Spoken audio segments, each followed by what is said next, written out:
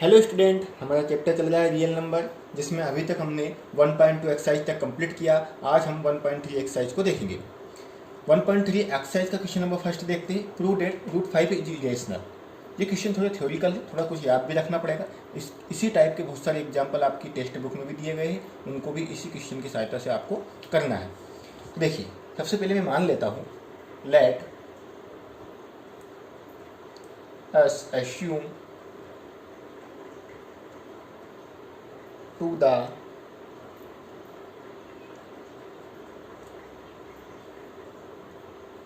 contrary that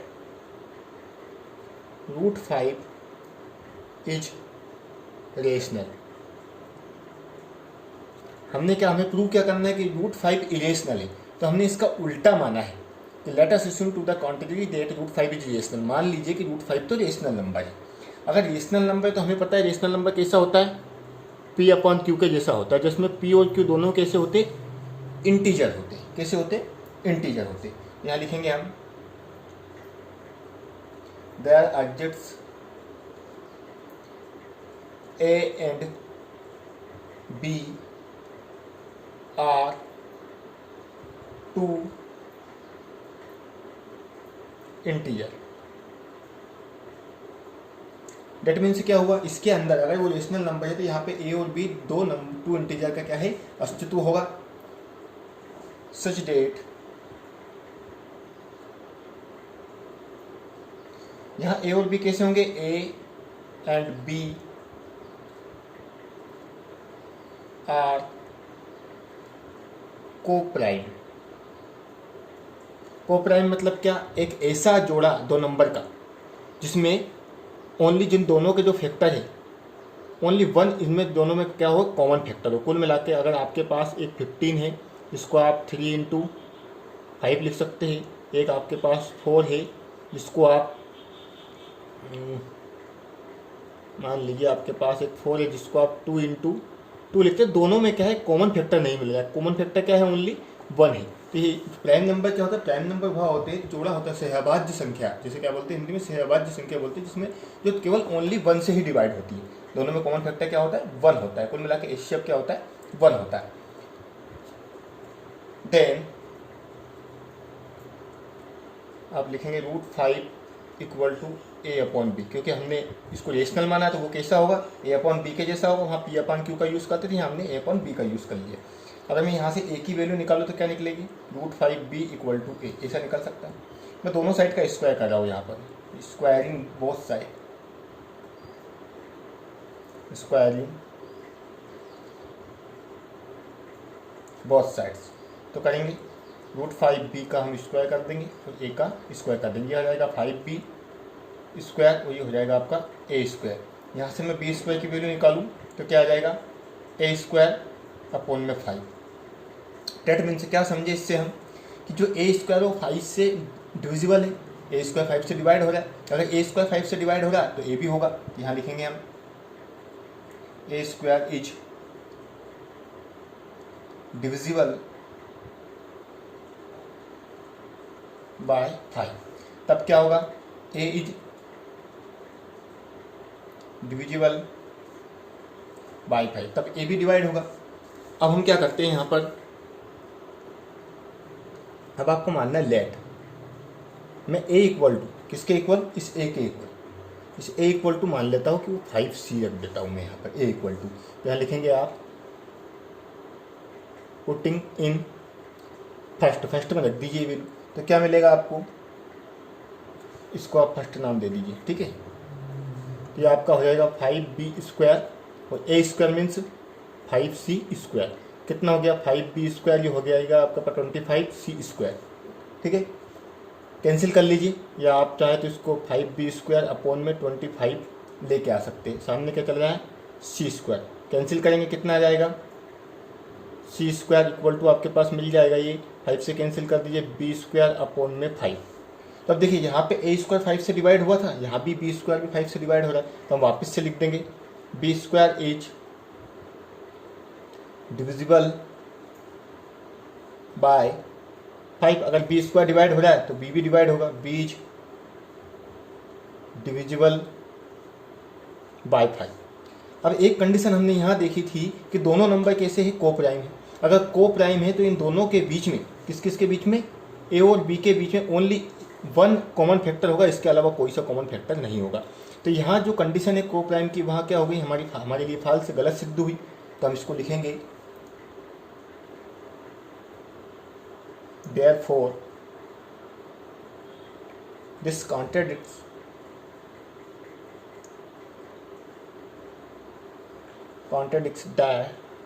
the fact that A and B have no common factor other than 1। यह हमने जो सोचा था उसका विपरीत हुआ। हमने क्या सोचा था, ए और बी के कॉमन फैक्टर नहीं होंगे 1 के अलावा, क्योंकि दोनों को को प्राइम माना था। जो हमने सोचा उसका क्या हुआ, यहाँ उल्टा हुआ। अगर उल्टा हुआ तो हमने क्या माना था, रेशनल माना था। जब ये विपरीत सिद्ध हुआ है तो ये भी क्या हो जाएगा, विपरीत हो जाएगा उसका। तो हम क्या लिख देंगे, so we conclude that √5 is irrational. तो इससे हमने क्या निष्कर्ष निकाला कि √5 क्या है, आपका एक इरेशनल नंबर है। क्वेश्चन नंबर 2 देखेंगे। यहाँ पर क्वेश्चन वही सेम है, लैंग्वेज भी आपको थोड़ी थोड़ी दोनों क्वेश्चनों में सेम रखना है। क्या बोलता है इस क्वेश्चन में, प्रूव दैट 3 + 2 √5 इज इरेशनल। अभी √5 देखा था, उसको रिलेशनल प्रूव किया हमने। अब वो बोलता है कि 3 + 2 √2 को, √5 को आप इरेशनल प्रूव किए। तो वो की वही लैंग्वेज लिखी है मैंने वापस से कि let us assume that countable that. क्या लिख देंगे यहाँ पर आप, 3 + 2 √5 इज इरेशनल। हमने उल्टा मान लिया, उसने बोला इरेशनल प्रूव करिए, हमने मान लिया कि वो क्या है, इरेशनल नंबर है। Let us assume that to the contrary that 3 + 2 √5 is rational. अगर रेशनल है तो direct A and B are 2 integer होंगे। तो कैसे होंगे, A and B are coprime. अभी बताया मैंने को प्राइम क्या होगा, दोनों जो नंबर है उनके बीच में ओनली 1 एक कॉमन फैक्टर होगा, इसके अलावा कोई सा कॉमन फैक्टर नहीं होगा। ठीक है, अगर इस स्थिति में है तो हम यहाँ लिखते हैं यहाँ पर 3 + 2 √5 = A/B। ठीक है, इसको हमने क्या माना, रेशनल नंबर माना। तो कैसा होगा, A/B के जैसा होगा। ये हमें पहले से ही पता है, रेशनल नंबर ऐसे ही होता है। अब हम क्या करते हैं, यहाँ से 2 √5 A - KB में 3 को इधर लेके जाता हूँ तो माइनस का 3 हो जाएगा। यानी √5 = क्या हो गया आपके पास, 1/2 A/B - 3। मल्टीप्लीकेशन कर लीजिए चाहे तो आप अंदर, तो क्या हो जाएगा आपके पास, A/2B - के 3/2। अब एक बात ये हमें देखना है इस वाली कंडीशन में, ये एक रेशनल नंबर है और ये भी एक रेशनल नंबर है। देखिए A/B के जैसा है, भले 2B है, उससे कोई अंतर नहीं पड़ता। और ये भी कैसा है, एक रेशनल नंबर है। अगर ये दोनों ही रेशनल नंबर है तो √5 भी रेशनल नंबर होना चाहिए, क्योंकि √5 के इक्वल रेशनल नंबर है। तो रेशनल नंबर के इक्वल रेशनल नंबर होगा। तो इससे हमें क्या कंडीशन मिलती है, यहाँ पर हम देखते हैं यहाँ पे, सो वी गेट, हमें क्या प्राप्त हुआ कि A/2B - के 3/2 क्या है, is a rational.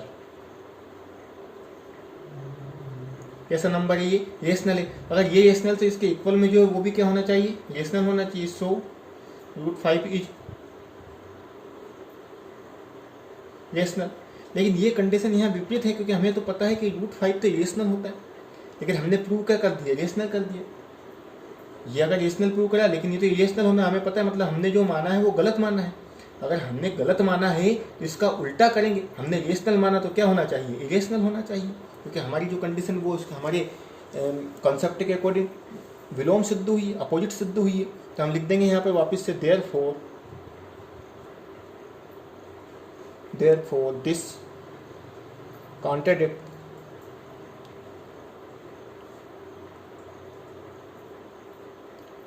the fact that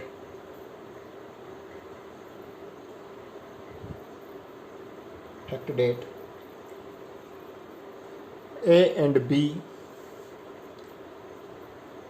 have no common factor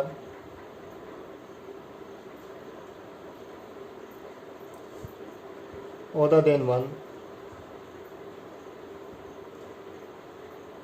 ठीक है, हमें पता है कि ए और बी के क्या हो गए कॉमन फैक्टर भैया 1 के अलावा और कुछ नहीं होती, यही हमने देखा है। लेकिन अभी हमने देखा यहाँ पे भैया दूसरे भी फैक्टर निकल गए, है ना, वो ये रेशनल है तो ये भी रेशनल था, ये तो उल्टा हो गया हमने जो माना था, है ना। तो हम यहाँ क्या लिख देंगे, so we conclude that 3 plus 2 root 5 is irrational। क्या हो गया आपका 3 plus 2 root 5 irrational प्रूव हो गया। अब हम क्वेश्चन नंबर 3 का फर्स्ट क्वेश्चन देखेंगे। देखिए इसमें भी पूरी एक्सरसाइज में आपको यही प्रूव करना है। क्या बोलता है क्वेश्चन नंबर 3 का first question, prove that 1/√2 is irrational. यहाँ भी इरेशनल प्रूव करना है तो लैंग्वेज आपको वही सेम रखना है। Let us assume that country that 1/√2 is irrational. हमने अपोजिट मान लिया, उसने बोला इरेशनल प्रूव करें, हमने मान लिया कि वो इरेशनल है। तो डायरेक्ट अगर इरेशनल है तो एंड बी आर 2 इंटीजर किस प्रकार से होंगे, such that and B are coprime, वही को प्राइम जिनका फैक्टर क्या होगा, ओनली 1 होगा। जो कॉमन फैक्टर क्या होगा, दोनों के बीच में 1 होगा। तब हम मान लेते हैं कि हमने जब रेशनल माना है तो वो किसके जैसा होगा, a/b के जैसा होगा। यहाँ b क्रॉस मल्टीप्लिकेशन कर देंगे तो क्या आ जाएगा, a√2। स्क्वायरिंग करें दोनों साइड, स्क्वायरिंग बोथ साइड्स, तो क्या मिलेगा आपको b²। यहाँ हो जाएगा आपके पास a√2 का होल स्क्वायर, तो b² a², ठीक है। √2 का स्क्वायर करेंगे तो 2। तो कुल मिला के यहाँ से अगर मैं देखूँ तो b² अपन में क्या मिलेगा, 2। यानी b² किससे डिवाइड हो रहा है, 2 से डिवाइड हो रहा है। किससे डिवाइड हो रहा है, 2 से। लेकिन हमने बोला है कि वो तो को प्राइम है, यानी को प्राइम मीन्स दोनों का जो फैक्टर होगा सिर्फ ओनली 1 कॉमन फैक्टर होगा। तो हम देखते हैं आगे भी इसको, यहाँ वापस से लिख देंगे b² इज डिविजिबल बाई 2। अगर b² 2 से डिवाइड हो रहा है तो हम लिख देंगे b is divisible by 2। b भी 2 से डिवाइड होगा। अब हम मान लेते कि late b equal to 2c, जो है कांस्टेंट संख्या दिखती है वही हम मान लेते हैं। इसको इक्वेशन नंबर फर्स्ट नाम देंगे, फर्स्ट में रख दीजिए आप, पुटिंग इन फर्स्ट। तो फर्स्ट क्या है आपके पास, b² equal to 2a², b² यानी 2c का स्क्वायर, 2a², कितना हो जाएगा आपका, 4c² अपॉन में 2, ये हो गया a², ठीक है। तो यहाँ से आप जब इसको कैलकुलेट करेंगे तो ये आपका बचेगा 2c² a² यानी c² इक्वल टू हो जाएगा आपके पास a²/2। तो देखिए a² भी 2 से डिवाइड हो रहा है, तो हम लिखेंगे यहाँ पर a² इज डिविजिबल बाई 2। तो a is divisible by 2, a भी 2 से डिवाइड होगा, दोनों 2 से डिवाइड हो जाएंगे। तो यही तो देखना है हमें। हमने बोला कि को प्राइम है a और b, लेकिन यहाँ हम देख रहे हैं कि दोनों 2 से डिवाइड हो रहे।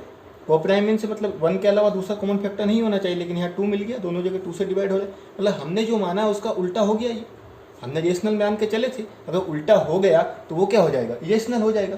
वापस से वही लैंग्वेज लिखेंगे हम यहाँ पर, but this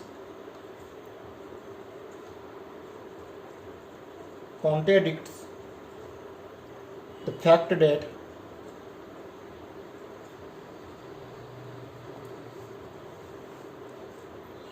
A and B have no common factor other than 1।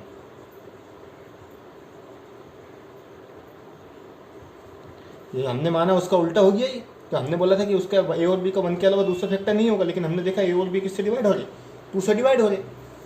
तो वही सो कौन हमने क्या निष्कर्ष निकाला, so we conclude that 1/√2 is irrational. यही अपने को प्रूव करना था। अब हम क्वेश्चन नंबर 3 का सेकंड क्वेश्चन देखते हैं। क्या लिखा है, प्रूव दैट 7√5 इज इरेशनल। अब आपको 7√5 को इरेशनल प्रूव करना है, तो वही कंडीशन फिर से मानते हैं हम, लैंग्वेज सेम रखना है। Let us assume that to the contrary that 7√5 is rational. हमने क्या माना, उसको रेशनल मान लिया, उल्टा मान लिया। अगर रेशनल माना है तो ए और बी दो इंटीजर होंगे ही होंगे, और ए और बी कैसे होंगे, दोनों को प्राइम होंगे।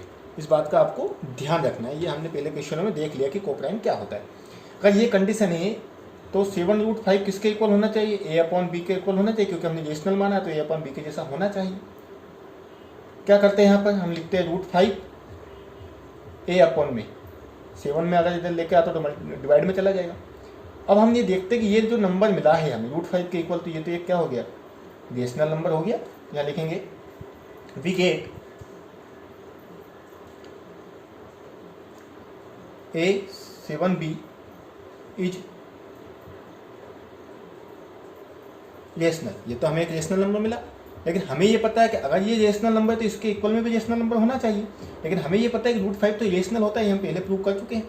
तो इसका मतलब क्या हुआ, सो √5 इज रेशनल। क्यों होना चाहिए ऐसा, क्योंकि ए अपॉन में 7 भी रेशनल है, तो इसके इक्वल जो रहेगा वो भी रेशनल रहेगा। लेकिन हमें ये पता है कि √5 क्या होता है, रेशनल होता है। मतलब जो हमने प्रूव करा है वो विपरीत हो गया, रॉन्ग हो गया। अगर √5 रेशनल होगा, ठीक है, तो हमने जो प्रूव करा वो गलत प्रूव करा है, तो वही हम लेके चले थे। तो यहाँ क्या लिख देंगे, हम वही कंडीशन वापस से लिखेंगे यहाँ पर कि हमने जो माना वो गलत है। यानी गलत क्या माना है, हमने रेशनल गलत माना है, तो मतलब क्या हो जाएगा, वही रेशनल हो जाएगा। तो वही वाला लैंग्वेज वापस से लिख देंगे, but this contradicts the fact that A and B have no common factor other than 1। देखो लैंग्वेज सेम रखा है ताकि आपको अलग अलग क्वेश्चनों में अलग अलग लैंग्वेज को याद ना करना पड़े। सिर्फ आपको इतना ही याद रखना है क्वेश्चन में, बाकी सभी क्वेश्चनों में मैंने लैंग्वेज सेम ही रखी है यहाँ पर। सो वी कॉन्क्लूड डेट, क्या निष्कर्ष निकाला कि 7√5 कैसा है, इज इरेशनल।